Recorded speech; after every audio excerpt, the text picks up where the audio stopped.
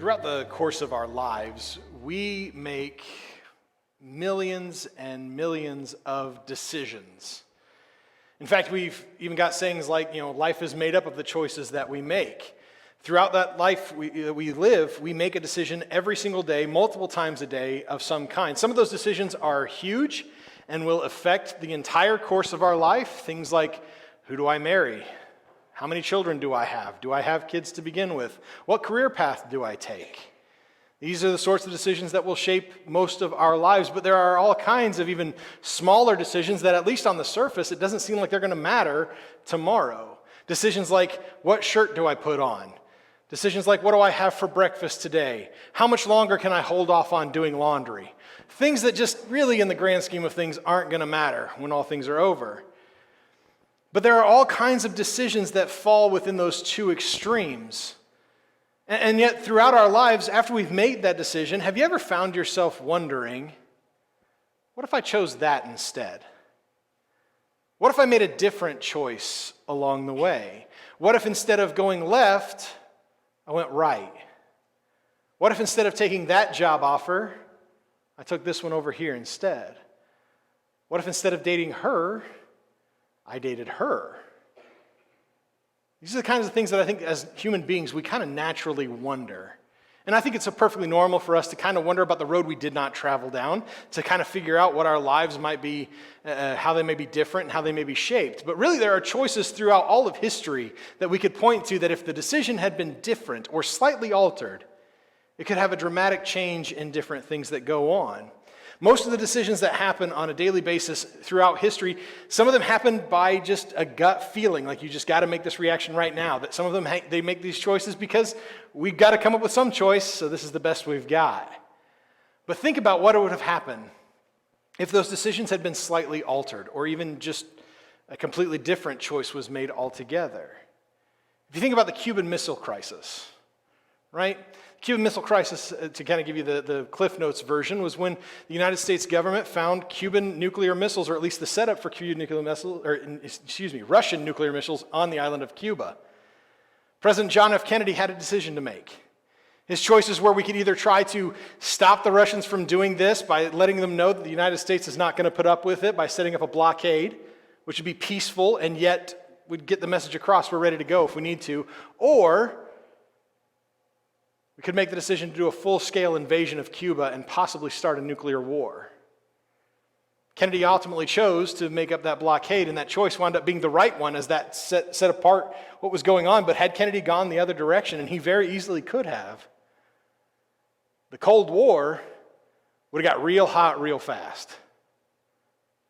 Let's go back a little bit further. See, we know that the United States didn't enter World War II until the events of Pearl Harbor.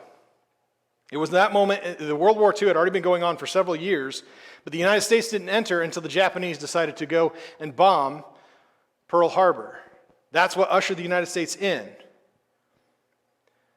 But had they not have done that, or had they have waited longer, the outcome of the war may have been entirely different. There's very little evidence to suggest that Germany would have ultimately won, but Great Britain was on the verge of falling. They had been bombed time after time. Their resistance was getting smaller and smaller. Their troops were dying off one right after another.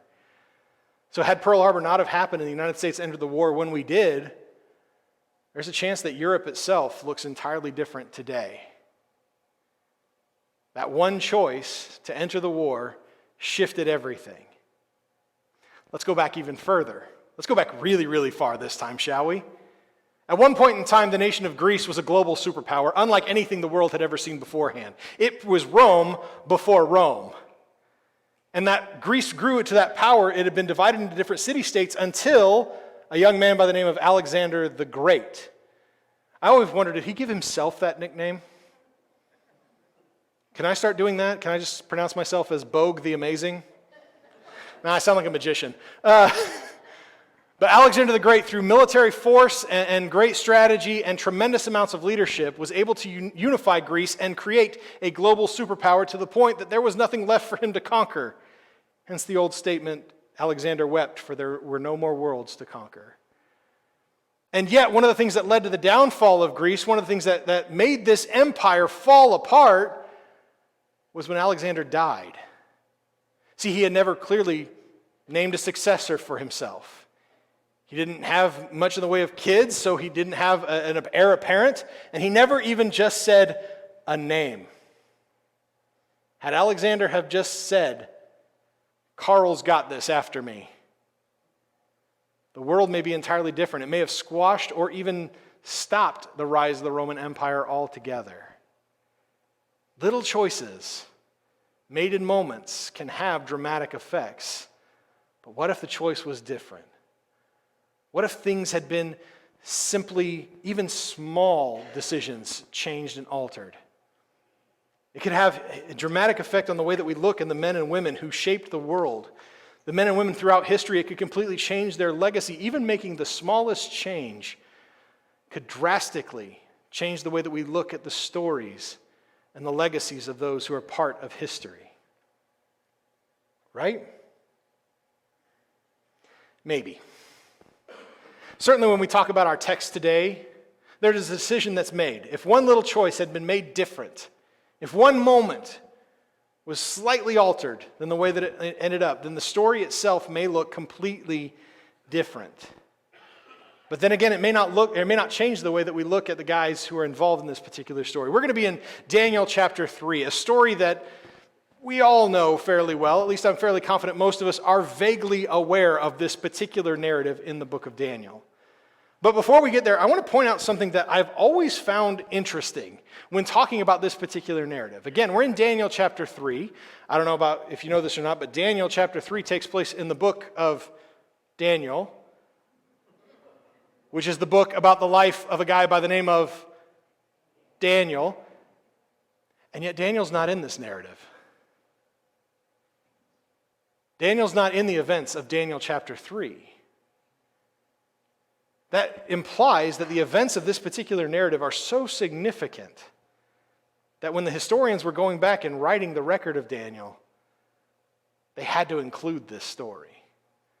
That means it's pretty darn important. Now, after we discussed the events of last week, Daniel was given the reward that he had been promised for telling what King Nebuchadnezzar's dream was, as well as giving it its interpretation. We remember we talked about this whole weird thing, like, hey, you have to tell me my dream and what it means. Thanks, boss. Oh, if you get it wrong, you're going to die. What a fantastic man to work for. But in Daniel chapter 2, verse 48, it says, Then the king promoted Daniel and gave him many generous gifts. He made him ruler over the entire province of Babylon and chief governor over all the wise men of Babylon. This is a pretty big deal. Right beforehand, Daniel, this very young man, he's still maybe 20 years old when all this is happening. He's just been promoted to being the head of the entire region, and not just any region, but the region of Babylon itself. The head honcho, the place where all of this entire empire is being birthed from. Daniel is now in charge of this. Daniel has just been given a major promotion. And as great a man as Daniel is not above a nepotism. Daniel decides, hey, if I'm going to get this promotion, if I'm going to move up, I think my buddy should too.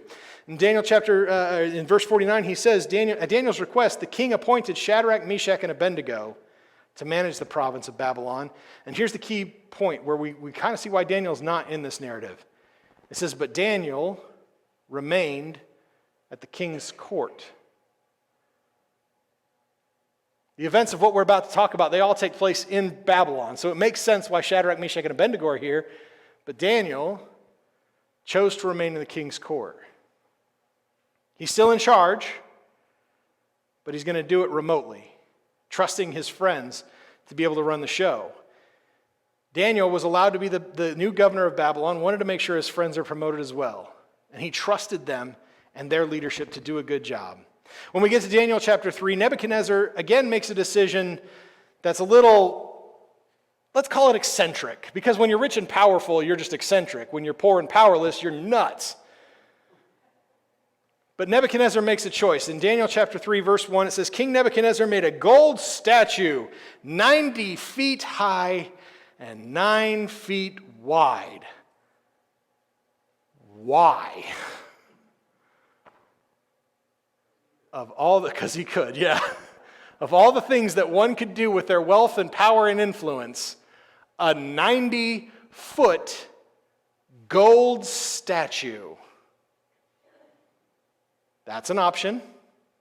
Now here's the thing, with it being 90 feet tall, that thing's going to be seen for miles. This is well before the time of skyscrapers or anything else, and this is kind of a desert-like environment, so there's not much to block your view of this giant gold statue. There's a word for what this is. It's called an eyesore. And while we here in Kokomo, we don't have 90-foot golden statues, we still know a little something about giant eyesores that can be seen for miles. Too soon? It's been like, 18 years, 19 years since it was destroyed? Am I hurting anybody? Anyway. I don't know if I've ever told you the story, but this thing saved my life one time, so I'll tell you that story later. Anyway, Nebuchadnezzar had a purpose behind his particular eyesore, though, and he makes that purpose very clear in verses 4 and 5. We read, it says, "A herald loudly proclaimed, 'People of every nation and language, you are commanded, when you hear the sound of the horn, flute, zither, lyre, harp, drum, and every kind of music, you're to fall face down and worship the gold statue that King Nebuchadnezzar has set up.'" So Nebuchadnezzar has not only built what would widely be considered to be the tackiest statue of all time, maybe inspired by the dream that he had last time, which we talked about another weird statue in that one. But now Nebuchadnezzar has made a decree that everybody who falls under his kingship, under his rule, is to bow and worship this gigantic idol that he has set up. And Nebuchadnezzar is very serious that he wants people to do this. So much so that Nebuchadnezzar puts a stipulation behind if you choose not to. And it's a steep one. We see it in verse 6. It says, "Whoever does not fall down and worship will immediately be thrown into a furnace of blazing fire. Worship this tacky statue or be burned to death." Fun options. What a great king. Now, some of the people in service to Nebuchadnezzar, they kind of viewed this as an opportunity.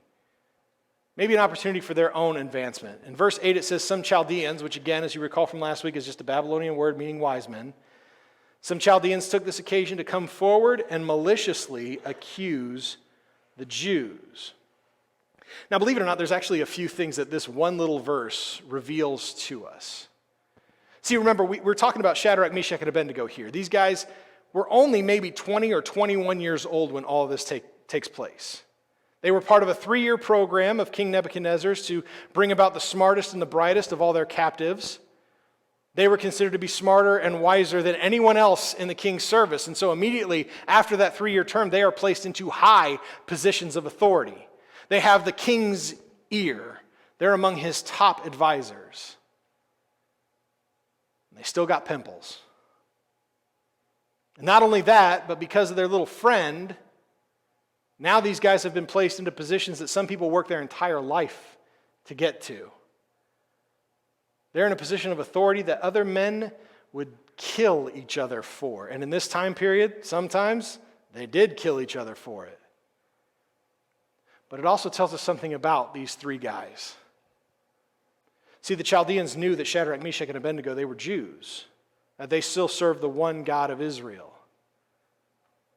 And they knew these guys well enough to know that their devotion to God was so great that even though the king himself commanded this under threat of being thrown into a fire,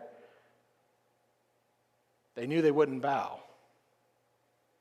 See, at no point in time does it outright say Shadrach, Meshach, and Abednego straight up refused, that they did not bow. But these guys knew their character so well to know that there was no chance that they would. Imagine having that kind of a reputation. Imagine being so well known for your faith that when everybody else is bowing to this horrible statue, everyone knows you won't. So Nebuchadnezzar's not exactly thrilled to hear that not only are there people who aren't bowing to my statue, but people within my own service are not excited to worship the giant gold eyesore. So he brings these young men into his presence and he gives them a chance to kind of give him the why. Why aren't you willing to do this? He asked the boys what we see in verse 14. He says, is it true you do not serve my gods or worship the gold statue that I have set up? Now, I got to be honest with you, I do not understand why Nebuchadnezzar is confused by this, especially given the events of what we talked about last week. We didn't get to this part in the story last week, but after Daniel had expressed what Nebuchadnezzar's dream was about, after he had shared it with him and told him that God was the only one who could have given him this answer, Nebuchadnezzar said this in chapter 2, verse 47. He said, your God is indeed God of gods, Lord of kings, and a revealer of mysteries, since you were able to reveal this mystery. We're not even a whole chapter removed. We're not even a whole 12 verses removed from Nebuchadnezzar proclaiming that the God of Shadrach, Meshach, and Abednego was the one true God, and yet here we find him confused as to why they won't bow down and worship his God. Nobody ever accused Nebuchadnezzar of being consistent. And so he gives them one more shot. He tells them, hey, if you guys will do this, all is going to be made well. You can go ahead and do this sort of thing. But if you don't, I'm going to throw you into the fiery furnace. This is about as high as stakes go. Right? The decision that these young men are going to make, they've got everything riding on it. Again, they are 20 or 21 years old. And they're being confronted with either conform to what I tell you to do and what everybody else is doing, or you're going to die. That is a huge decision for these young men to make. They have their entire lives ahead of them. I got to be honest with you, if I'm faced with this exact same option, especially at 20 or 21, I'm not 100% sure that I would have trusted God to the extent to say, no, I'll take the furnace. Everything is riding on what these young men have to say next. They have a huge decision to make. Either bow down and worship the tacky eyesore and go back to your cushy lifestyle, or be burned alive. Those are the options facing these young men. How do you even begin to process that option? How do you even begin to understand what's really going on here? To fully think it through. But for Shadrach, Meshach, and Abednego, there was no process. There was no thinking it through. There was no choice. They fully were confident in their decision. And in fact, they didn't even view it as a decision. Verses 16 and 17, they say, Nebuchadnezzar, we do not need to give you an answer to this question. If the God we serve exists, then he can rescue us from the furnace of blazing fire, and he can rescue us from the power of you, the king. This is such an amazingly powerful testimony of three young men who trust God above everything else. They are in front of one of, if not the most powerful man in the world at this moment. And he's telling them exactly what to do, and if they don't do it, they're going to get burned alive. And yet they're able to confidently say, no, we will not bow. We're not going to do this thing that you say, because we trust that our God can rescue us. And if it ends right there, if that's all they have to say is the end of verse 17, that their trust in God is there, what an amazing testimony to these young men and to their faith. But it doesn't end in verse 17. In fact, verse 18, I consider to be the most important verse of this entire narrative. And here's the thing, I think probably in the hundreds of times that you've read this story or the thousands of times you've heard this story, you've probably missed verse 18. But everything hinges on it. We miss it, understandably so, because the ending of this story is just so darn impressive. It's so amazing and so spectacular that it's easy for us to forget this. But verse 18 is the single most important verse of this entire narrative, because here's what these young men have to say. After saying that they trust God for all of this, that they will not bow to the king, they say in verse 18, but even if he does not rescue us, we want you as king to know that we will not serve your gods or worship the gold statue you've set up. I got goosebumps there. Even if God does not save us, we won't bow. Even if God chooses to let us burn to death, we still won't bow. Even if God does not spare us from this fate, we will still trust Him. Even if. We know the rest of the story. We know what happens beyond this point. They knew that this was an option for God, though. They understood that God did not have to make the choice to rescue them. They understood that God may very well let them burn to death. They knew that this option was on the table, that this is a choice God could make. And still, they would not conform. They still trusted God and His plan. Again, the rest of the narrative, we know how it plays out. Nebuchadnezzar turns the heat up, so much so that the guys who throw him in drop dead. But when they're in the furnace, he sees them walking around, and he sees them, as verse 25 says, with somebody who looks like the son of the gods. They come out of the furnace. They don't even smell like smoke. To me, that's a really cool part of this story. We had a fire night on Friday night at our house, and I still smelled like smoke all day yesterday. I'm getting some whiffs of it as I'm moving around up here this morning. And I've showered twice. Yet these guys were in a huge fiery furnace, and they don't even smell like smoke. Nebuchadnezzar not only proclaims in the power of their God, again, but he says that if anyone has anything offensive to say about their God, in verse 29, he says they will be torn limb from limb and his house made into a garbage dump. Man, he really liked that form of punishment. That was the same thing he said last week. Maybe he was consistent. We know the ending of this story, though. It is a great ending to this entire encounter. But it's so great, we run the risk of missing verse 18. What if God made a different choice? What if God, instead of saving these young men, what if the story ended on a much darker note? What if God chose to not save them from the furnace? Does it change the way that we view this narrative? Does it change the way that we look at the legacy of Shadrach, Meshach, and Abednego? I don't think it does. If anything, I think it makes their story even more powerful. Not only were they willing to face the fiery furnace, but they died unwilling to conform to what Nebuchadnezzar wanted, unwilling to do what everyone else around them was doing, because they trusted in God above all else. What an amazing testimony to him. See, the legacy of Shadrach, Meshach, and Abednego is not that they survived the fiery furnace. The legacy of Shadrach, Meshach, and Abednego is that they faced the fiery furnace in the first place.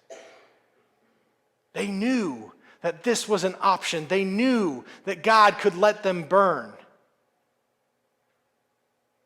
But they still would not bow. They still would not conform. They still trusted God, even if it cost them everything, even if they died, even if God did not save them, even if. So we have to ask the inevitable question when it comes to these sorts of stories. If we were faced with those same options, conform, bow, do what everyone else is doing, or be killed, what would we choose? Would we trust in God in that moment? Would we trust in His overall plan, trust that He is who He says He is? In that particular moment, with the stakes that high, do we trust God? Knowing that He can either save us or choose to let us die. If it was all on the line, what choice would we make? If you're faced with the fiery furnace, what would you choose? It's easy to sit in this setting. It's really easy to sit in this type of setting and say, no, I would choose to trust God. Would you? Understand, I'm not calling anybody out from up here because, to be honest with you, I don't know how I'd respond in that situation. I'd like to think that I would still trust in God, but I got this lingering doubt in the back of my mind that says, you know what, I'd probably conform. I'd probably bend the knee. And I'm willing to bet that most of us in this room, if we were faced with these circumstances, and please understand, I really hope none of us ever are faced with these circumstances. But if we were, I think more of us would conform than not. Do you know why I think that? It's because we're so willing to conform when the stakes are so much lower. We're willing to conform to what the world wants us to do for something as simple as we want to be accepted. We want people to like us. We want people to not bash us on social media. We want people to want to be around us. And so we conform, we bend the knee. The stakes aren't that high, but we're still willing to do it. Somehow, church, we've got to get rid of that. See, because God has shown us all throughout his scripture, and I don't know about you, I can't speak for you, I can only speak for me, but God has shown me all throughout my life that he is worthy of my trust. Those handful of times when I have genuinely trusted in God, he has yet to let me down. Things may not have gone the way that I thought they should have, but God still remains faithful. And yet far too often we are willing to compromise when people around us are saying that we're wrong. We're willing to compromise and not trust in God when our prayer doesn't get answered the way that we think it ought to be answered. Or worse, when we think it ought to be answered. We are so willing to let go of our trust in God, even though time after time after time, he has shown us that he is worthy of our trust. We've got to get rid of that. We've got to remind ourselves of all the things that God has done, because if God is truly good, if God truly loves us, and if he is truly in command of all things, as Scripture tells us, we got to ask ourselves if we're really, truly willing to trust him. Even if things don't go the way that we think we should. Even if our prayers seem to go unanswered, even if it means we face rejection, even if it means our death, we have to find out for ourselves, are we truly ready to remain committed to God, putting our trust in him in the even ifs? Paul wrote about how we as the followers of Jesus Christ should approach all things. It really kind of gives us a really great glimpse of the way that we should view our physical lives in Romans 14, verses 7 through 9. We're going to close with this. It says, "For none of us lives for himself, and no one dies for himself. If we live for the Lord.